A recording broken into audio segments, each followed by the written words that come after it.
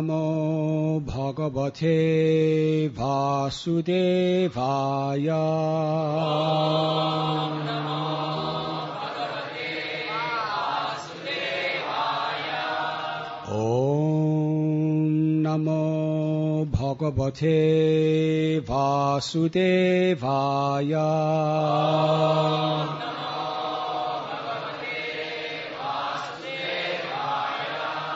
Om Namo Bhagavate Vasudevaya.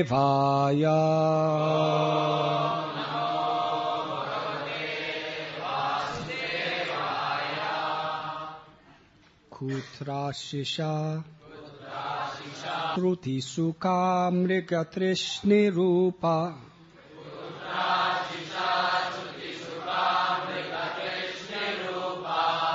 Kvedam Kalevam Kakvedam Kaleva Ramashesha Rujam Viroha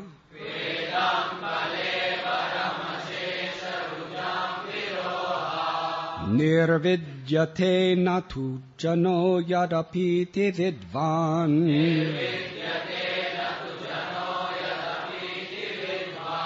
Kamanalam Madulavai Samayam Durapai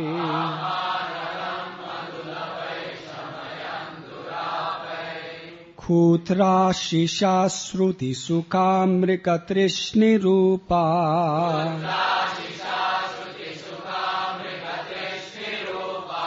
Vedam Kaleva Ramashesha Rujam Varoha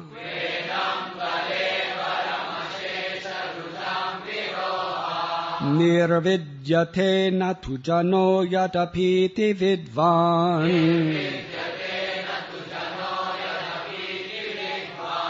Kamanalam Madulavai Samayam Durapai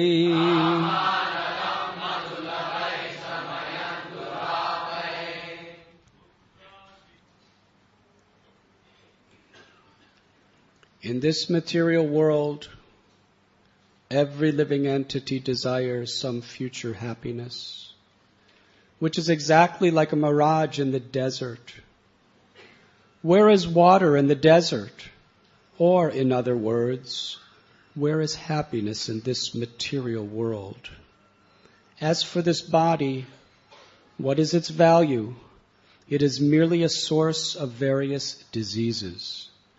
The so-called philosophers, scientists, and politicians know this very well, but nonetheless, they aspire for temporary happiness.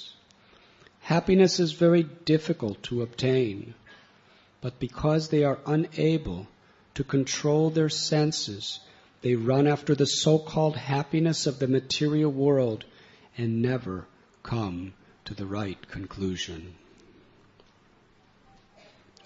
Purport by His Divine Grace, A.C. Bhaktivedanta Swami Prabhupada.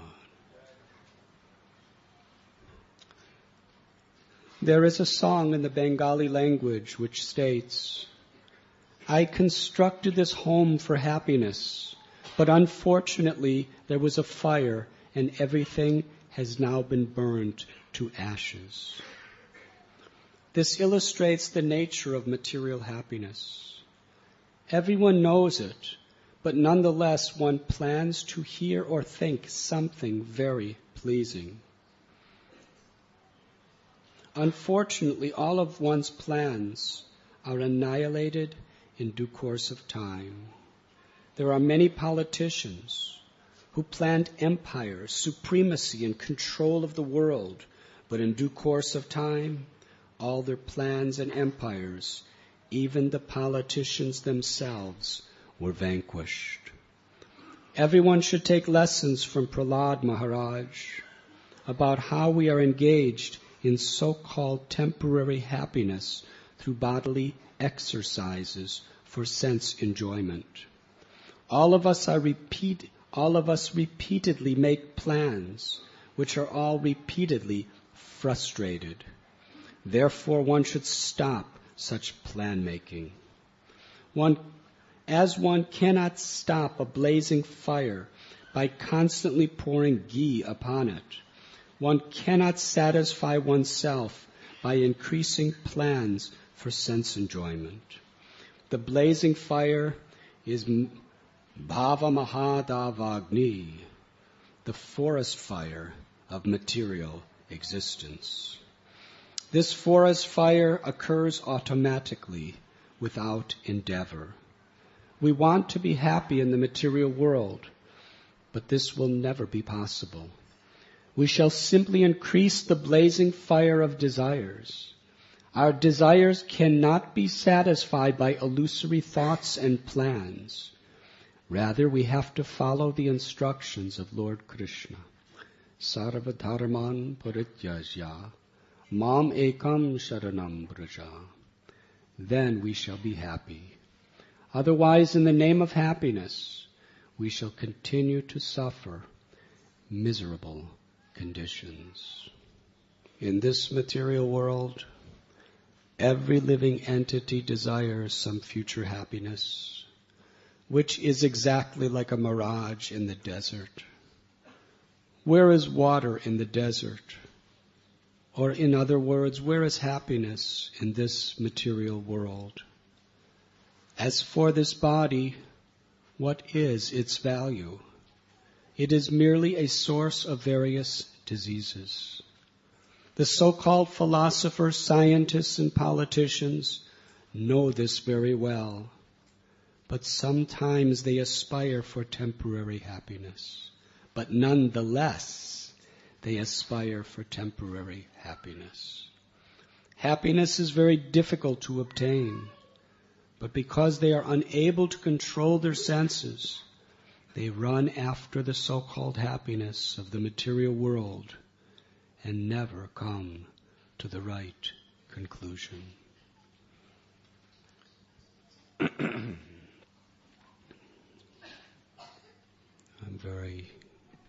am very grateful to be back amongst all of you. Today we are reading from Srimad Bhagavatam, Canto 7, Chapter 9, entitled Prahlad Pacifies the Lord with Prayers.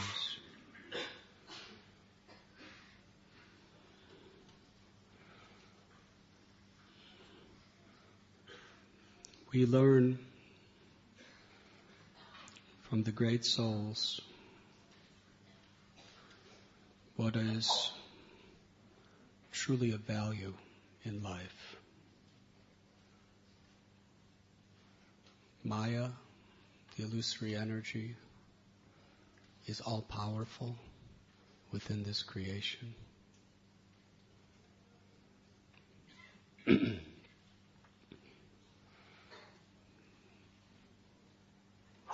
And as far as spiritual principles, in so many places throughout time, people have given us different instructions. What we should aspire for, how we should aspire for it. So many religious principles, so many goals in life. But the Lord, He tells us, Mahajano yena gatasa panta. We will understand the essence of what really is the treasure of life by following in the footsteps of the great souls. What is great personalities like Prahlad praying for? And why?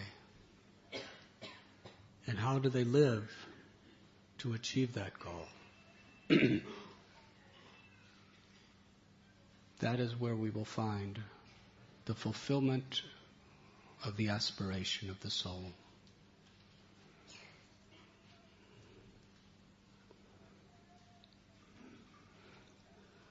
Material desires go very deep into the heart due to conditionings since time immemorial.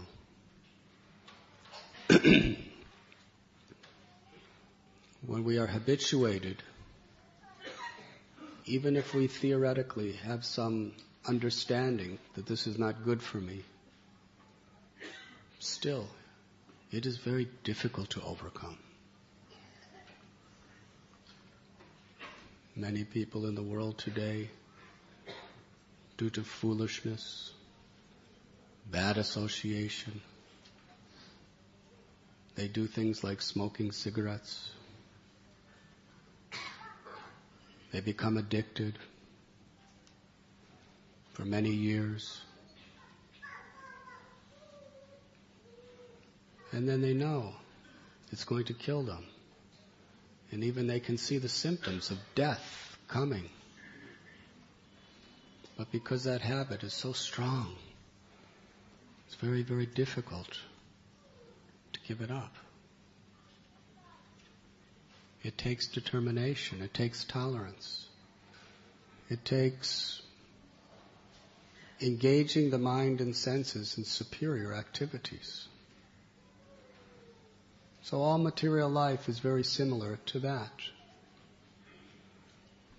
Herein it is explained that scientists, including doctors, they see the fallibility of the body. Politicians, they see what happens within this world. They're dealing with it. Philosophers, they've been studying the subject generation after generation. But nonetheless, they cannot give up striving for material enjoyment. Prahlad Maharaj compares material enjoyment to a mirage in the desert. It's actually all mental. What the mind perceives as happiness is very, very subjective. The senses have a certain experience, but according to how the mind is programmed due to our previous conditionings, we interpret certain things as happiness. Just like, for instance, the ears are basically the same kind of flesh and the same mechanism for everyone. Now, the music that your parents enjoy might be disgusting to you. And the music that you enjoy might be totally just hellish for your parents. Do any of you ever have that experience?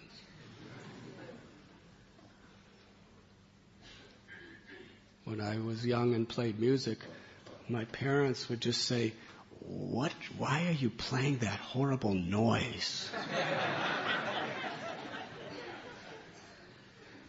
And when I would hear them playing their music, I would say, that's so boring. How could you tolerate it? What is it? It's the same sound coming through the same physical mechanism. The difference is your mind. Your mind is programmed to think something's enjoyable and something's not enjoyable at all. The eyes. Basically, the eyes are made of earth, water, fire, air, and ether. Yes, all of us. And we all have human eyes. Human eyes. We should try to humanize ourselves, actually. But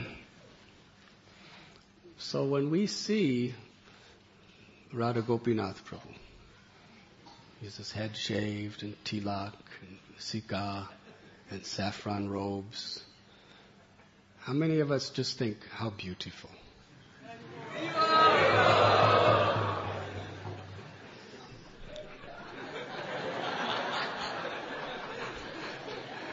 Be careful, Prabhu. A lot of Mataji said.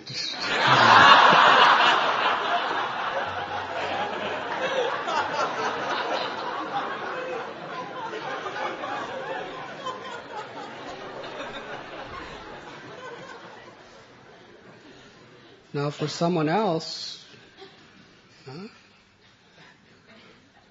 If you were to go to Saudi Arabia and walk around like this, they would not think he's beautiful. Even some people in India, they think, what nonsense? No hair? Disgusting. So really, what is beautiful? It is said beauty is in the eyes of the beholder. Everything about our senses. You know? Gauranga Prabhu likes to eat chilies.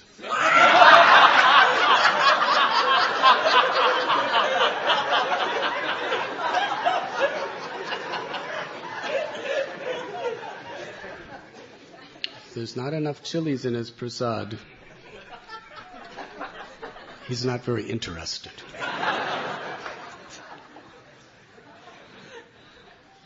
Yes, Govinda Prabhu?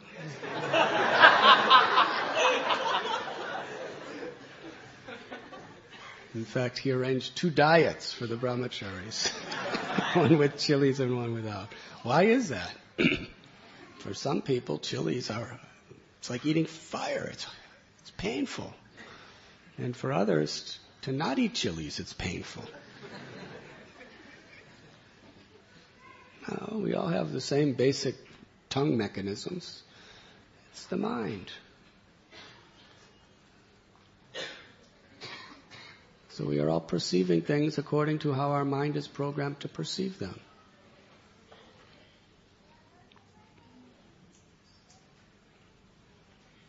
And therefore, what is sense gratification? Essentially, sense gratification is just, the mind is just longing for pleasure. And it interprets different types of material sensations according to how it is conditioned to be pleasure.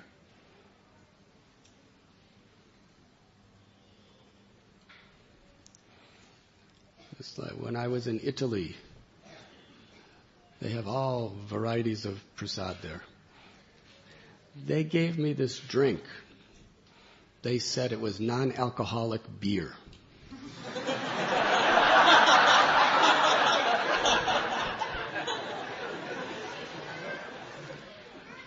And they were praising it, that there's no alcohol in this. It's completely bona fide.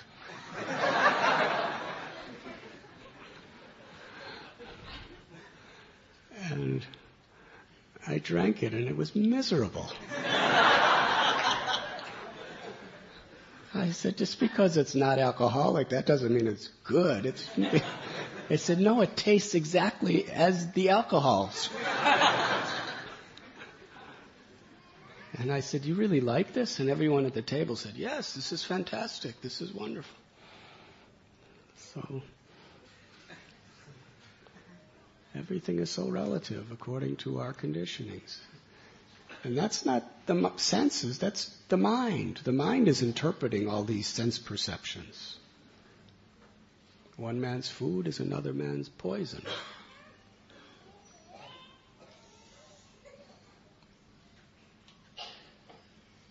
But because Ananda Mayobhyashat, because the soul by nature is Ananda, full of bliss, because it is part of Krishna, who's Satchit Ananda, therefore we are always looking for pleasure. We are pleasure-seeking by our constitutional nature.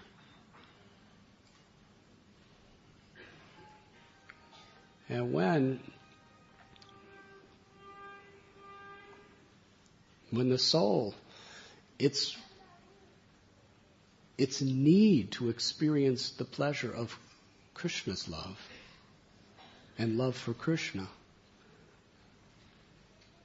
is clouded over by the false ego, the ahankar, then the mind, this very, very powerful material element, has to find pleasure somewhere. But it's forgotten what our real pleasure is. And therefore it's looking for it through the senses. The mind is a subtle sense. And the mind looks for it in grosser experiences. But everything, all the sensory pleasures, as well as the subtle pleasures of profit, adoration, distinctions, fame, popularity, all of these things. Matra sparashastu konteya sitosna sukadukada agama payano nityas tamstatiksha bharata. They are coming and going. They are temporary. Nothing remains. Prahlad Maharaj, he's a little boy. He's only 5 years old when he's offering these prayers. And he saw his father's life. He conquered a major portion of the universe. He had fame, he had power, he had wealth, and he could enjoy anything and everything he wanted. And he wasn't shy about it either. If there was anyone from Indra down who had anything that he wanted, he just took it from that person and enjoyed it. There was no question. And he had no restrictions. Any woman, any material article, any intoxication, nobody could possibly have anything better than him. Because if they did, he took it from them. There was no competition. He was the world champion, sense enjoyer. He was the universal champion. How many of you know somebody that have something that you want? Don't raise your hand, please. Sometimes people live their whole life wanting such things, but they just can't get it. But imagine Hiranyakashipu's position. Everything and anything he wanted as far as material enjoyment or material possessions, within minutes, it was his. He just took it. He didn't have to get a job to try to earn it. He didn't have to defeat somebody. He would just take it. That was his power of enjoyment. He ate anything he wanted. He drank anything he wanted. He had sex with anyone he wanted. He possessed anything he wanted. He lived in Indra's palace, the most beautiful palace in Swargaloka. And he probably redecorated it according to his own tastes.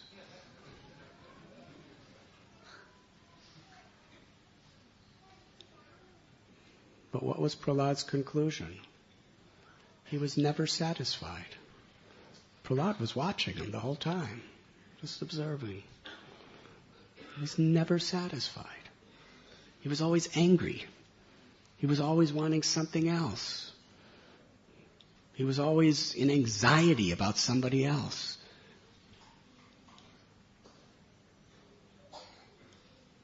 And in the end, it was all taken away in a most embarrassing way. But Lord Nrsingadev, the way he dispatched Hiranyakashipu, everyone that Hiranyakashipu was trying to impress was watching. Yes? He had a massive false ego. All of the Rakshasas, all the Dayatas, he's put a lot of energy in impressing them. Because it's not just a matter of having things. You also, such people, they demand honor, respect, like that. Showing off what I can do. And right in front of everyone, he was just, Lord Nrsingadev just treated him like a big, hungry cat and a tiny little mouse. Yes? Just picked him up, put him on his lap, and ripped him to pieces. Hare Krishna. Everything was finished in a moment. Well, Prahlad was not just seeing that happening to Hiranyakashipu. He was seeing that was happening to everyone. Krishna tells in Bhagavad Gita, time I am. In the form of time, Krishna is doing that to everyone. Yes? May not be so dramatic, but it's going to happen in its own way. Just as Narasimha Dev did away with Hiranyakashipu, that same Lord Narasimha Dev in his form of time is going to destroy everything and everyone. And it happens so quickly.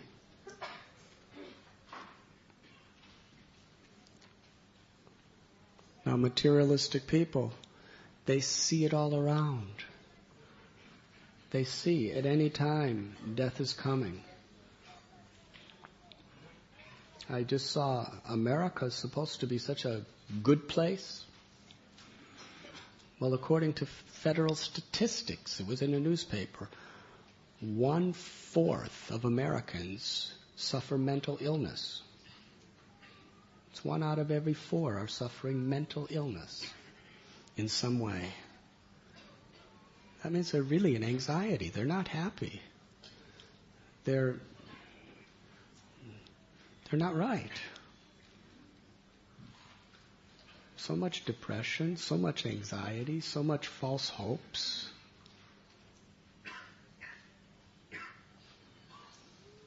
People are dying. People are suffering. We see it all, but yet we don't understand. We're still thinking that if only I had this, I'll be happy. And then we come to Krishna consciousness, and we study Bhagavad Gita, we study Srimad Bhagavatam. We know it. Within the first week of being devotees, we understand what material nature is. Yes? That's the beginning of our teachings. That the material nature, everything's temporary. There is no real happiness here. We are eternal souls. We must seek spiritual happiness. But yet, the mind, due to its previous conditionings, is still so habituated. And it drives us to continuously strive for these things.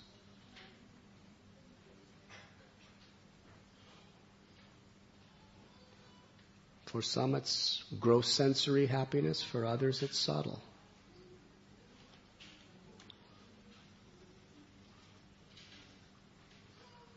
But Krishna is so kind that Yasyaham anagrinami harishe tadanam shanai. If we can't give it up ourselves, if Krishna really wants to show special compassion and mercy upon us, he smashes us. And then we think, why is God doing this to me? Because, when a child is engaged in activities that are very dangerous for its present and future, sometimes the parents have to do something that they don't want to do. A good parent does not enjoy. Children are making so much noise, but there is another room for children who make noise. So whoever you may be, parent, please, there is another room. Hare Krishna. Now that child may not want to go to the other room.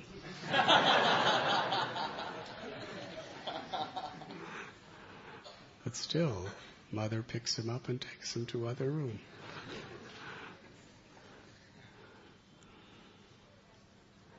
So a good parent will do the needful to protect the child from its own desires. Yes? Child loves to play in the street. Parent takes it off the street. Child may be fighting and crying and running back to the street, but the parent takes it off the street for the child's protection. So in the same way, Krishna will smash us, Krishna will warn us, but then our tendency is, as soon as the pain is relieved, we want to run right back in the street. Yes? We do something that's not good. Sometimes we get smashed. We realize, Krishna, you're so merciful. But then as soon as the pain subsides, we run after the same thing again. So Prahlad Maharaj, he is very strongly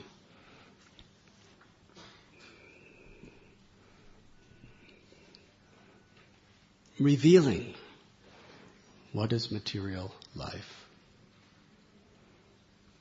There is no real happiness in this world. Whatever happiness is here, on the material plane, is only getting us attached to something that's going to be taken away in due course of time. Is it worth it? We work, we fight, we strive. We waste so many precious moments to achieve something that 100% guaranteed it will be taken away.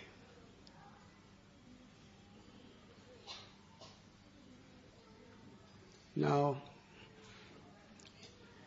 if you were to take your whole life savings to buy a flat in South Bombay, and the landlord told you, and the government told you, and everybody else told you, give me all your money, your whole life savings, but 100% guarantee within 1 week we're going to kick you out, and you can't take anything with you. How many of you would give your life savings for that apartment?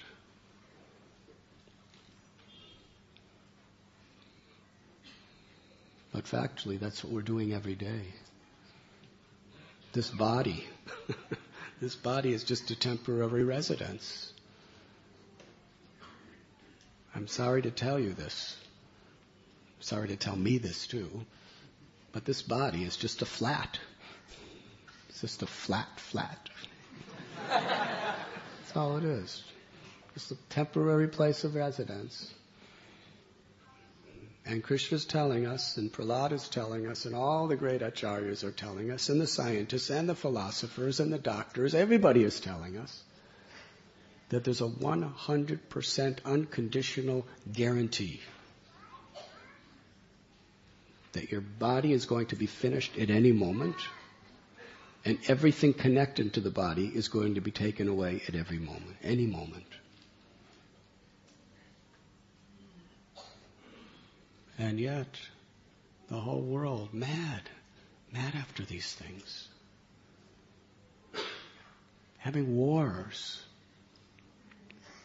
accumulating massive, horrible karma, which is going to cause them suffering, birth after birth after birth, just to get some temporary relief from the burning fire of material existence. Srila Prabhupada quotes this very simple Bengali song. Does anyone know that song? The translation is, I constructed this home for happiness, but unfortunately there was a fire and everything has now been burnt to ashes.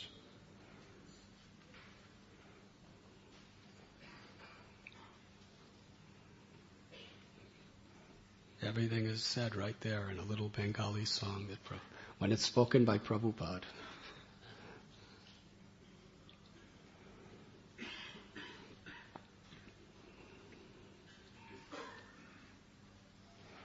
Prahlad Maharaj tells that happiness is very difficult to obtain.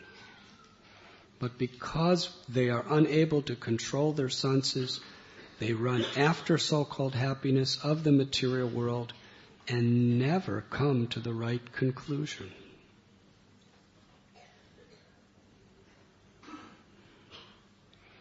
Therefore, in the previous verse, Prahlad Maharaj,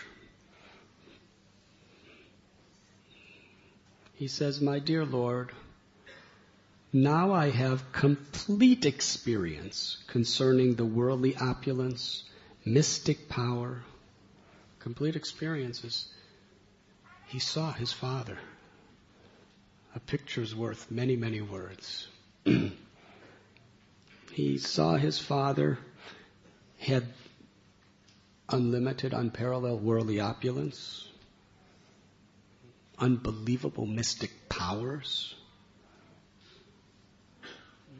As far as longevity, Lord Brahma gave him boons where he could practically live forever. And other pleasures enjoyed by all living beings, from Lord Brahma down to the ant. As powerful time, you destroy them all. Therefore, because of my experience, I do not wish to possess them. My dear Lord, I request you to place me in touch with your pure devotee and let me serve him as a sincere servant.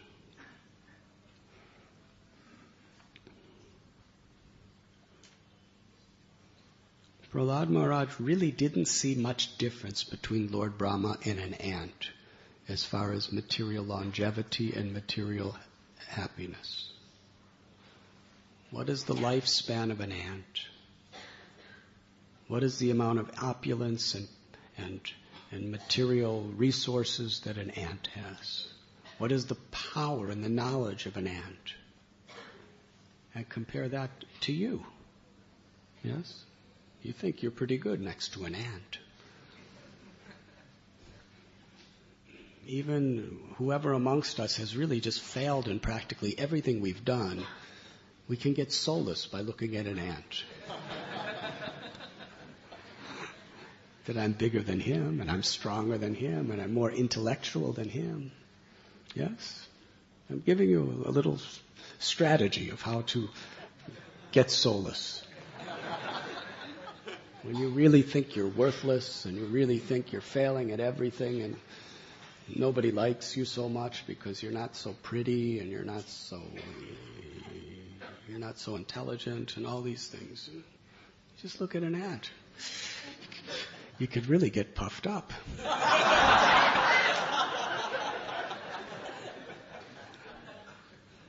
I could squash you effortlessly. I could end your life in just a second. That is my power.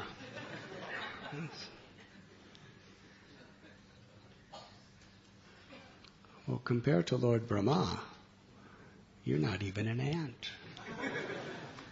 Neither am I. You know, an ant may live for how long? A few weeks? And we live for maybe 80 years. So what's the difference in time? Maybe 79 years and 11 months is the difference between the lifespan of you and an ant, providing you live till 80 years old. Now, your 80 years compared to Lord Brahma's 311 trillion years.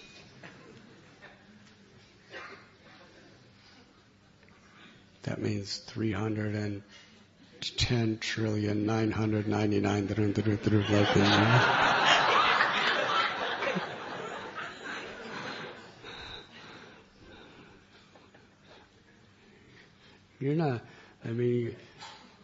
You're not even the ant of an ant of an ant. We are simply insignificant. And yet we think we're so cool. We think we're so important. Well, the fact is we are important. But what is our real importance? A devotee has the ultimate pride, but it's not illusory pride. We're part of Krishna. Therefore, we're proud of Krishna. Because we're a part, and we're receiving His love and His power and His mercy and His everything, we're proud of Him. Therefore, our pride is unlimited. But it's real pride. It liberates us.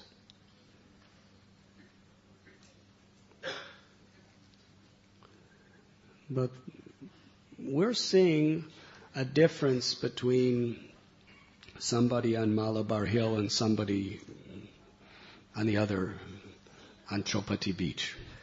Yeah? We're seeing there's a big difference there. I wish I could be up there instead of here. But Prahlad is seeing the difference between an ant and Brahma.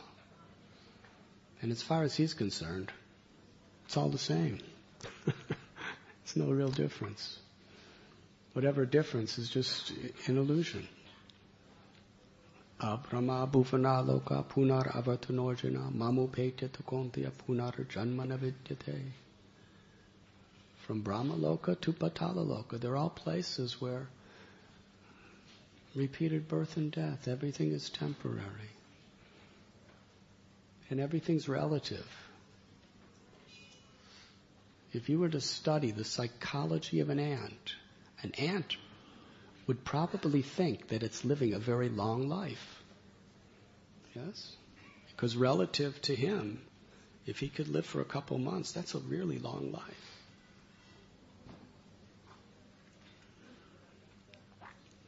And we may think we're living a long life. And Lord Brahma thinks he's living a long life. But from a spiritual perspective, nobody here is living a long. Compared to eternity, what is the difference between our 80 years and Lord Brahma's 311 trillion years? The difference between us is infinitely smaller than the difference between Brahma's 311 trillion years and eternity. That's the lifespan of the soul. The lifespan of the soul is eternal. Never born, never dies. That's what Krishna's given us. He's given us that. He's given us an existence, a personality, with a relationship with Him that's eternal, full of knowledge and full of bliss. That's the gift that God gives every living entity. But in order for there to be love, there has to be alternatives. And we're taking this alternative of material existence, defying the will of God for our own purposes.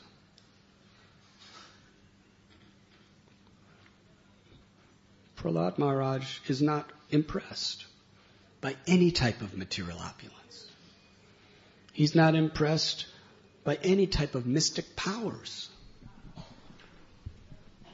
Now, many of us, because we read the scriptures, will say, I don't want mystic powers.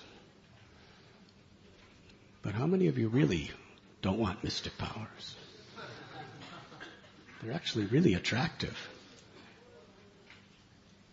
You can just chant the mantra and whatever prapti siddhi just comes to your hand. You could read people's minds. You could heal your own body just by meditation and mantra.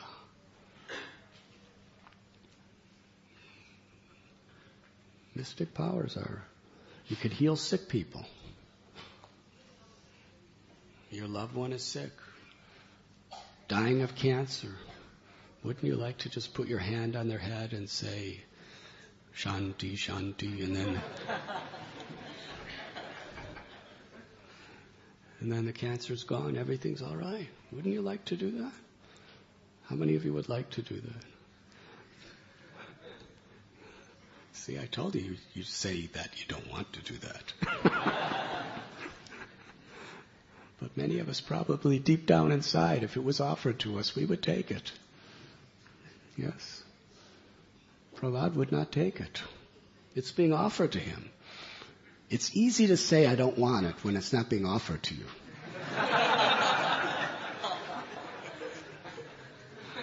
But when it's actually offered to you, here, all 8 mystic cities, take it, it's yours. But Prahlad, it's being offered to him in this page. And he's saying, no, not at all. Kalavecha Sridhar, when Chaitanya Mahaprabhu was in Mahaprakash, he said, I'll give you all 8 mystic cities. I'll give you the opulence of Indra. He genuinely didn't want it. He said, my Lord, that's just a disturbance. That will just agitate my mind, having all these cities. I want to be your humble servant, of the servant of your servants. That's all Prahlad wants. He's literally being offered everything and anything. Nadanamna janamna sundarim kavitam va jagadisha kavai. Mama janmani janmanishwari bhavatar bhakti rohaiti kitvai. Lord Chaitanya prayed in this way, and Prahlad Maharaj is actually, he's exhibiting it. And 5-year-old children, even if he asked for it, a 5-year-old child, no one would blame him. Yes. Children need to do that. They're always putting something in their mouth and wanting something. He did not want a long life. He did not want worldly opulence. He did not want mystic cities. He did not want any type of material pleasures. He asks for one thing. I request you to place me in touch with your pure devotee and let me serve him as a sincere servant. Gopi Bhartur Padakamalayora Dasa Dasa Dasanudas. He only wanted to be the servant of the servant of the servant of the Lord. Srila Prabhupada explains that is the highest benediction anyone could ask for. There is nothing greater in all material or spiritual worlds that we can aspire for. And Krishna will only give us that ultimate benediction of being the servant of his servants if, like Prahlad, we want that more than anything else. Now, we all have the chance to be servants of servants, as Vaishnavas, as devotees.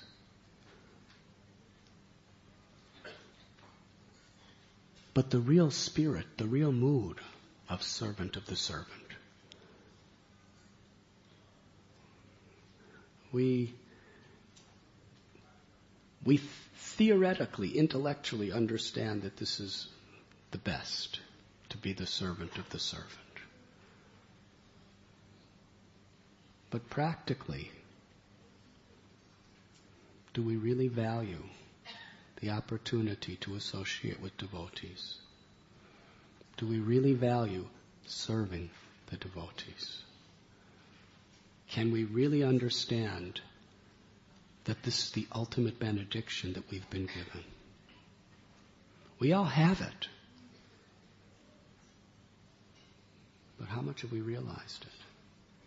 How much do we appreciate it? How much do we really value it? That will determine our spiritual advancement. How much we truly value the association of devotees. How much we deeply value the opportunity to serve devotees. this Prahlada's teaching is all he wants. He's offered everything and it's all he wants. Just place me in the association of your pure devotees and let me be the servant of the servant. Is there any questions or comments that anyone would like to make?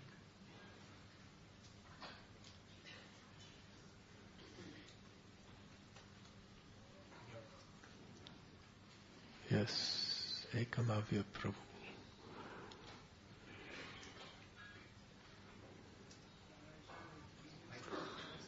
Just as we know for sure that the sun will rise every morning, we know that, or just the sun will rise after the night, we know that Ekalavya Prabhu's hand will rise after the class.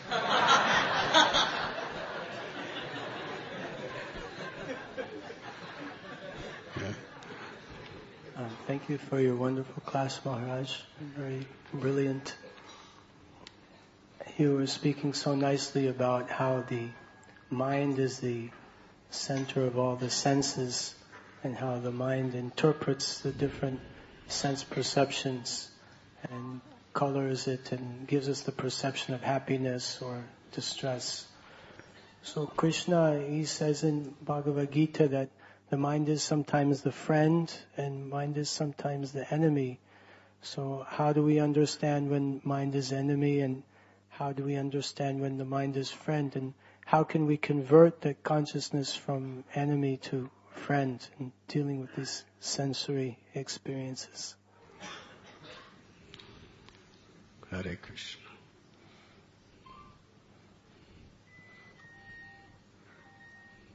For one who controls the mind is the best friend, and for one who fails to do so, the mind is the greatest enemy. How do we know? That's why we require the association of devotees. Om Agyanti Mirandasya Gyananjanachalakaya. That ignorance is darkness.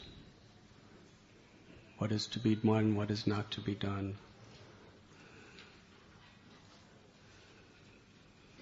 So these spiritual masters, they dispel that darkness. They reveal practically what the Bhagavad Gita is teaching.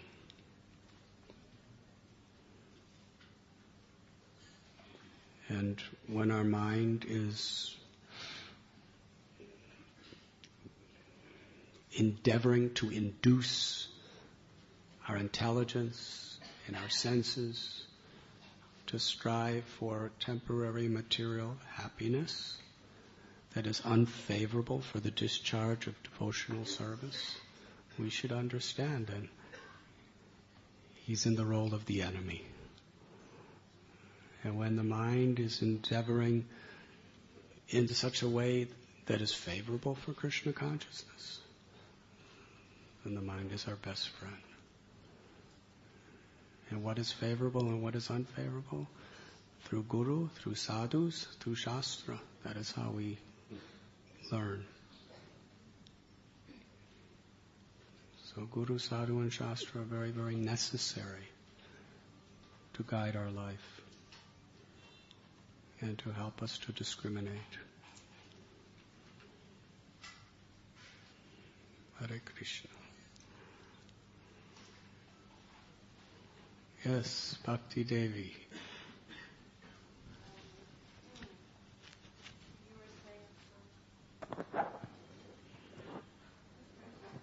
You were mentioning about being placed in the association of devotees, and I was wondering if we're around devotees and we don't find inspiration when we're with maybe a certain community or people, how do we move away, or how do we connect with the devotees even if maybe we're serving or doing something, like how do we, is it something of our mind, or is there some to actually connect and have loving relationships with Vaishnavas? Hare Krishna. Does everyone know Bhakti? I know her since she's about this big. Now she's bigger than me.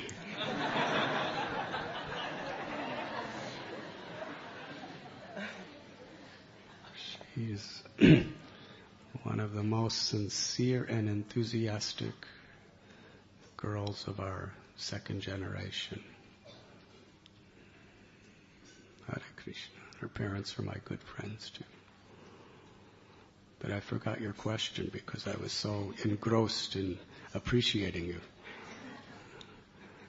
Thinking about the association of devotees. Yes. And if we don't find inspiration when we're around them, and how do we develop that mood of appreciating the devotees?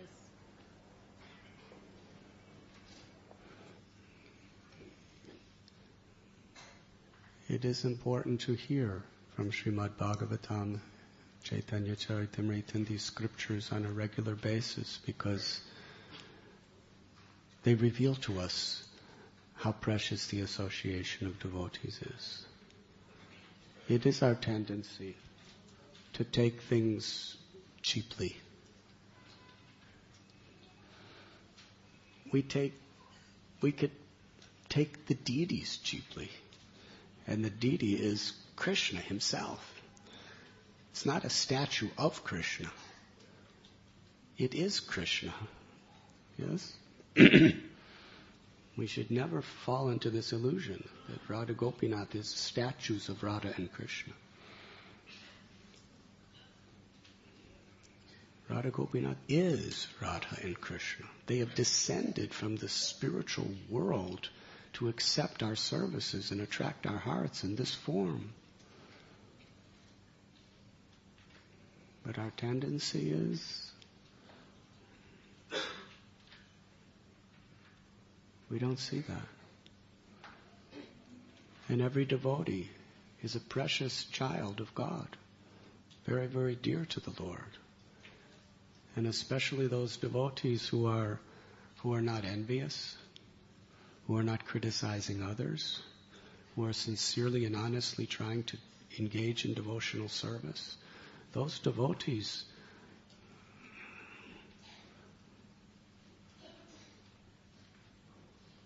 they are the greatest gift of God in our life. We absolutely need them. By serving them, we give the highest pleasure to Krishna. Without serving them, we really have no access to Krishna. Yes? So when we hear the words of Prahlad Maharaj, we understand. Chaitanya Charitamrita, from the beginning to the end, the greatest emphasis is the chanting of the holy names, the serving of the Vaishnavas. Yes? Dhruva Maharaj, when Kuvera offered him any blessing, he only wanted to be the servant of the servant. Prahlad only wants to be the servant of the servant. Sridhar Kolavecha only wanted to be servant of the servant. Narottam Das Thakur, Rupa Goswami, Sri Chaitanya Mahaprabhu, Nityananda Prabhu, they only want to be the servant of the servant. So it is very important that we hear these things again and again. And what we hear, we should try to practice. Ultimately, it's only by the grace of Krishna that we really gain the appreciation. But what can we do to get the grace of Krishna? To show Krishna we're sincere and we want it. So by hearing of the glories of the Vaishnavas, and by serving the devotees, even if we don't appreciate it so much, just by serving the devotees sincerely, hearing their glories, and chanting the holy names, Krishna will actually give us that appreciation in due course. But if we offend the devotees, it's the greatest offense to the holy name, and Krishna will show his displeasure to us by taking away an appreciation of devotees. A person who takes pleasure in criticizing other devotees is a person who Krishna has severely withdrawn his mercy from. And we should see it that way.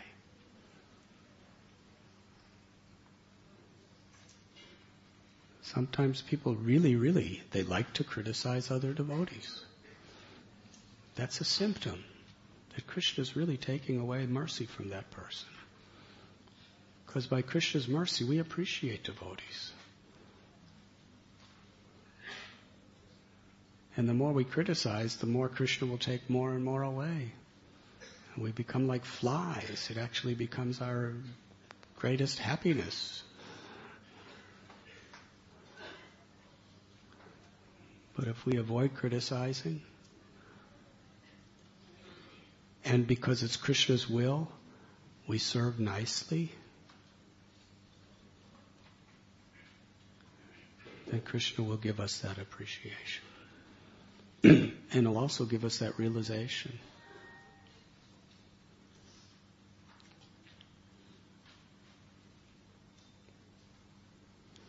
If we look for happiness in the association of devotees, Krishna will reveal happiness in the association of devotees.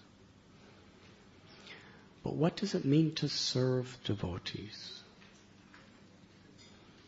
To serve devotees means my happiness is in their happiness.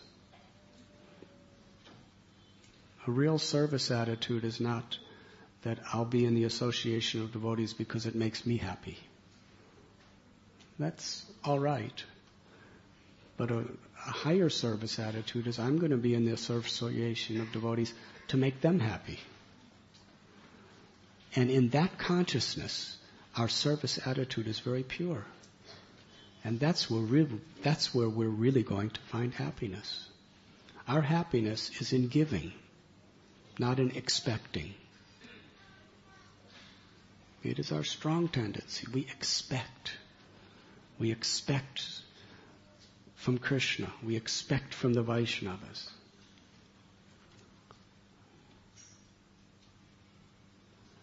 But the problem with the mind is we never get what we expect, and even if we do, not for long. Yes?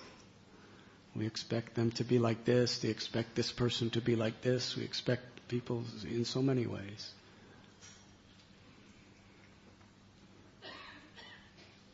But when Prahlad and all of these great souls are talking about serving devotees, they're talking about not expecting something. They're talking about, I want to give to them. I want to contribute something valuable for the quality of the life of the Vaishnavas.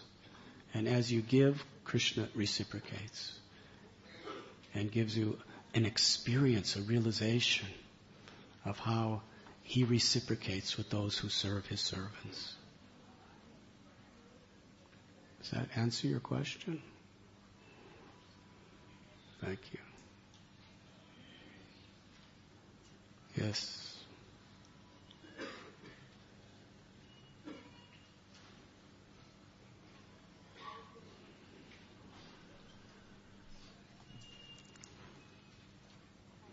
Maharajji, it's beyond words to express how beautiful it is to have you back amongst all of us.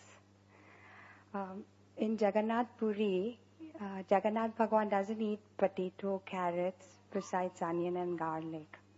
And even Rishabh Dev didn't eat potato, onion, carrots. What is the reason behind it? Why Lord Jagannath doesn't eat carrots in Puri? And what? And potatoes also.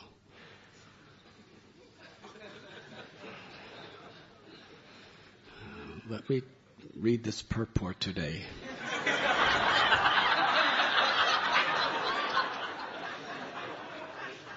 to make sure your question is according to the class. Because I'm supposed to be the servant of your servant, that means I must answer your question. So it is in connection. That means you must really like carrots and potatoes. Otherwise, this would not be such an interesting question to ask in front of 500 devotees.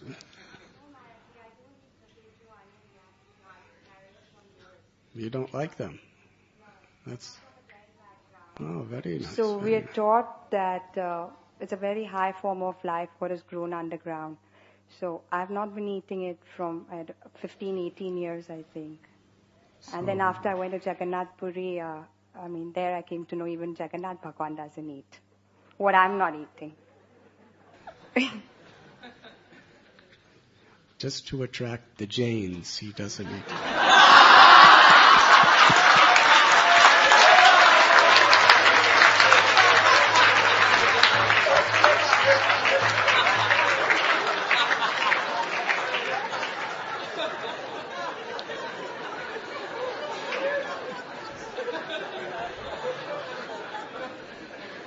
And we can see in your case it worked. You are attracted. Because the tradition in Puri is anything that doesn't have its origin in India and that hasn't been offered for countless thousands of years, they do not offer. That is their tradition.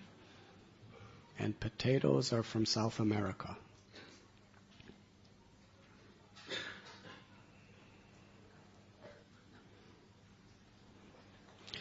They are from South America. The western coast of South America is where potatoes' origin is. And the Spanish conquerors, they discovered them there, that the native Indians were growing them and eating them, and they took them back to Europe. And in many countries in Europe, like France, they called potato the devil's vegetable because it grew underground. And their idea is, hell is underground. So because potatoes and carrots grow underground, potatoes were considered like Satan's vegetable, and they wouldn't eat them. But then there was like a little ice age that happened in the medieval times, 12th, 13th century, and there was massive droughts, horrible droughts. And during those droughts, those things, and what happened is the temperature became very, very cold, and the vegetables were freezing.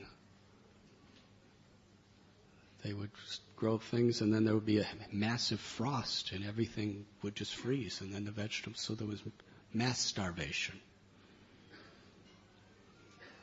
And in most of Europe, like in Ireland, the only hope, the only vegetable that they could really grow that wouldn't be killed by frost was potatoes, because they grew underground.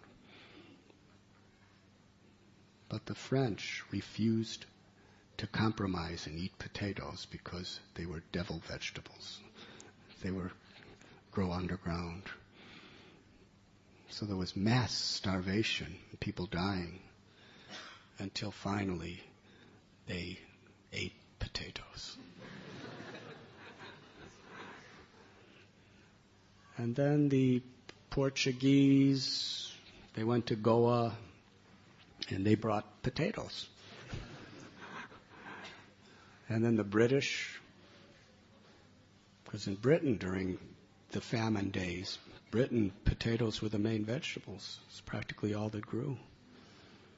So they became very much liking potatoes, and they brought potatoes to India, and then potatoes became aloo.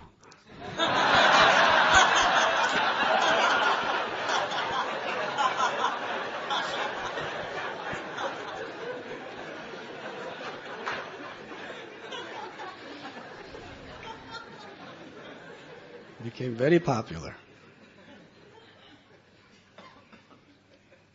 In fact, Prabhupada said potatoes were the king of vegetables. And it's so cheap, anyone can afford them. Yes? But because they came from a foreign country, its origin, Jagannath does not eat. Well, let us say the pujaris won't offer it to Jagannath. But they won't let us in either. Because any human being whose origin is from another country is not allowed in the temple either. Yes? But I remember when we were there in Jagannath Puri for a yatra,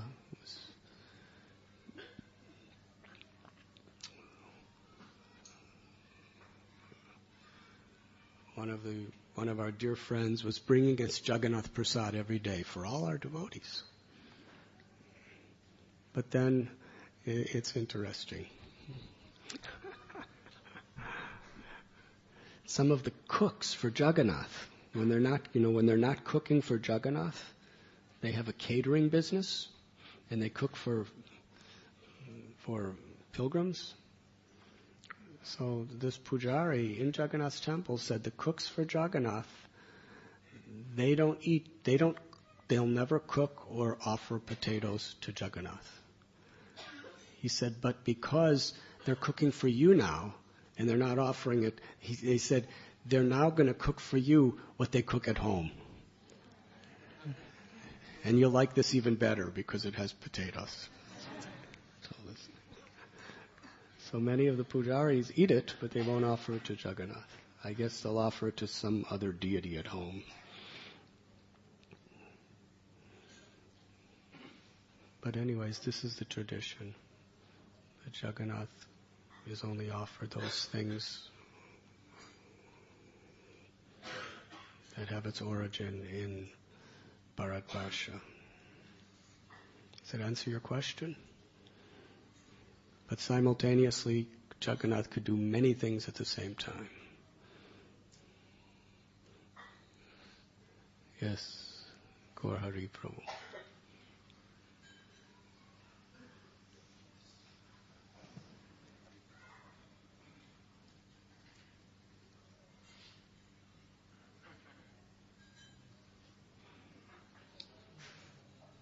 Hare Krishna Maharaj. Thank you for the wonderful class. In answer to Bhakti Mataji's question, you mentioned that if some devotee is criticizing Vaishnavas, we should understand that Krishna has completely withdrawn his mercy from him. Sometimes there are cases where devotees have been fried out because of certain stray incidents, because of the behavior of some other devotee. It could be a genuine concern, and they go on a rampage, just blaspheming devotees. And sometimes they really need someone who can just share, with whom they can share their heart. So they may be sincere, but it was some unfortunate incident that has sparked off this distressful condition in their heart. So what should be our attitude towards them? Avoiding them completely, or trying to help them out? What steps should we take, especially if they have confidence in us? If a person is coming for help,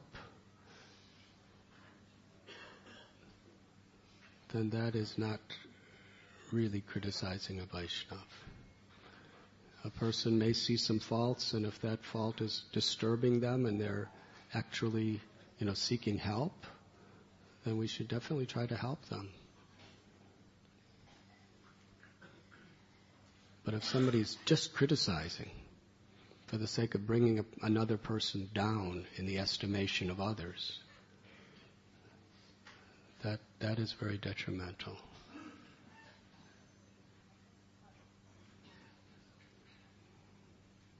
That is a sign that Krishna is withdrawing mercy, and that is the means by which Krishna will withdraw his mercy. Lord Chaitanya Mahaprabhu in Koladvip, one Brahmin came to him and said, I have been blaspheming you and I have been blaspheming the Vaishnavas because of my false pride. Please tell me, what should I do? And Lord Chaitanya said that when you criticize a Vaishnav, it's like your mouth is drinking poison. You may have your opinion, and I may have my opinion. But our advancement in spiritual life is not based on your opinion or my opinion, or anybody else's opinion. Our advancement is based on Lord Chaitanya's opinion, because he's within the heart. He's the one that reveals love or withdraws it. So Sri Chaitanya Mahaprabhu has officially stated that when you criticize Vaishnavas, you're drinking poison with your mouth. And the only antidote to that poison is to speak highly of the Vaishnavas and chant the holy names. That is like nectar that counteracts the poison.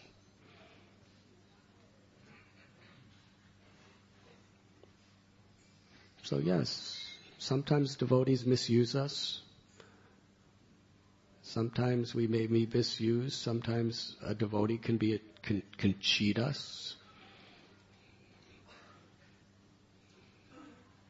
They could act very inappropriately. To speak to try to help that person, or to if somebody is coming because they've sincerely been hurt by someone and they're telling us about it, that's not really criticizing. They're seeking help. We should definitely try to help them. Real criticism is when we're trying to tear another person down.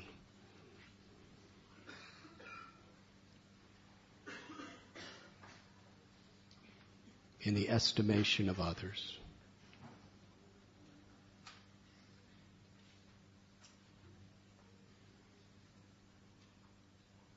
Does that answer your question? Yes, Maharaj. But one small addition to that question. Sometimes he may come with an open mind, but any philosophy that I might try and tell this devotee doesn't just register in his mind just because he's been burnt out in some sense. So what should be the best treatment? I mean, should I just keep hearing him, again solacing him, again hearing, again solacing? What should be done?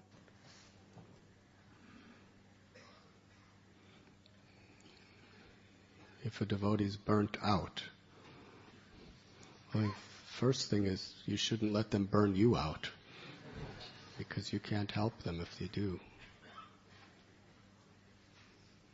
You have to analyze, and you can do it on terms that are healthy rather than unhealthy.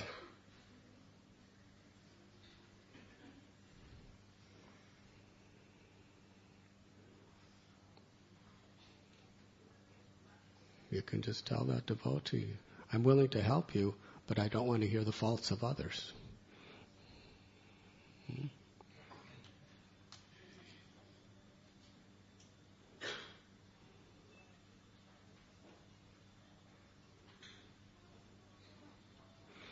But it's a matter of time, place, and circumstance. If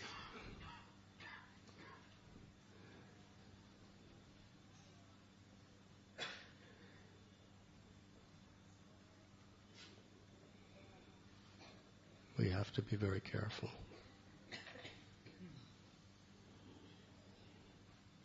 If someone's coming to us honestly in desperation because they've been hurt, that is not going to contaminate us so much. But if that person really is envious and really is criticizing,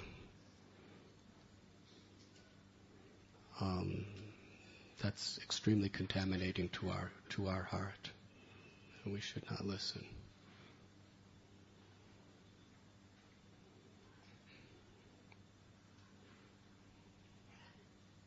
Yes, Radhe Shyam Prabhu. Hare Krishna. Thank you very much, Maharaj, for the wonderful class. Connected to the first part of your class, I had a question. Although, as Prahlad Maharaj says, Shruti Sukha, the pleasures of this world are only heard. No one has experienced them. No one can get happiness through them. Devotees know it very well, and devotees have heard of the higher taste, and they are experiencing also. At the same time, there is a stage before one can get a tangible higher taste, that one may be hovering on the mental platform and on the platform of sense gratification. So, many times when we talk to people about especially the standards that are to be followed for achieving the higher taste, because if one is again and again stooping down to the lower pleasures, then one will not be able to experience the higher taste. So, in that connection, I had a question, Maharaj. Because of the invasion of the age of Kali Yuga, now Kaliraj is sneaking through mobiles and computers and newspapers and all kinds of agents. Recently, I was talking to a boy who had accessed some inappropriate sites from the internet. So when I was trying to admonish him and correct him, he was saying that just like sometimes we end up eating more gulab jamuns. Similarly, I slipped into seeing those bad sites. But I was arguing that it is a lack of character in order for a devotee who is practicing Krishna consciousness to go to such sites, because one is supposed to treat every other woman as a mother other than one's wife. So for a devotee chanting 16 rounds to go to such a thing is a lack of character. He said this is too big a word to call it a lack of character. He said we are living in this day and age when these things are so loosely available. If it is not available, I wouldn't do it.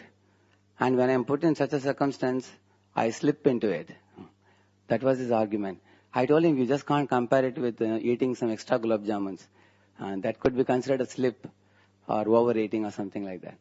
So, I had this question, Maharaj, that those who are practicing Krishna consciousness, chanting 16 rounds, and they are all aiming at the higher taste, and Lord Krishna says one has to control mind and senses till the point of death. So, this kind of slip, which I was asking you now, how serious it is, and such people, how much should they be detained from initiation, waiting for initiation? If their name is in the list, should they wait for some more years? Some kind of punishment should be given to them.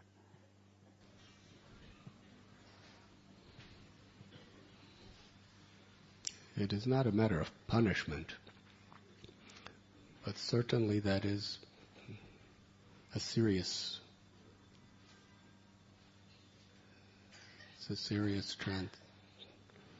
transgression, because it so highly pollutes the mind and pollutes the consciousness.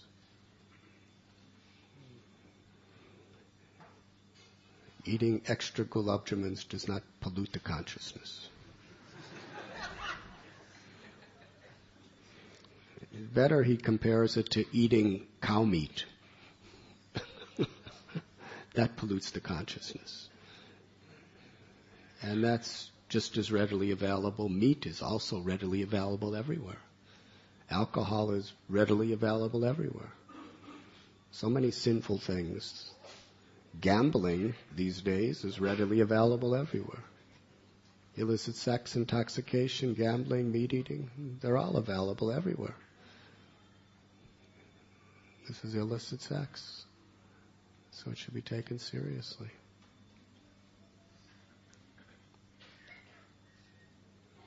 Very highly polluting to the mind, and once your mind becomes polluted, many people become addicted to it. The more you do it, the more you become addicted to it.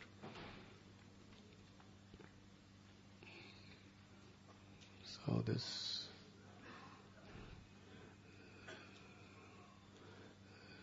internet has its good values and service to the Lord, but it also has very, very deep and it's very dangerous. What previously people had to go out of their homes to engage in horrible sinful activities, now you don't even have to know anyone. You could bring it right in your home, all by yourself, and nobody even knows.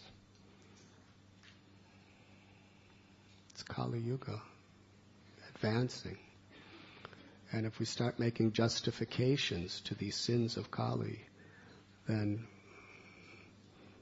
we're not going to make spiritual progress. We're going to be captured and conquered by Kali if we start justifying these things. So it's best to take a strong position and be very strict. Does that answer your question?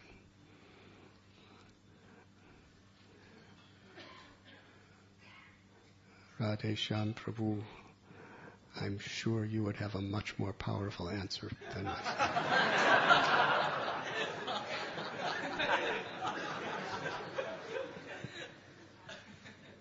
So we should end here. Thank you very much. Srila Prabhupada ki jai.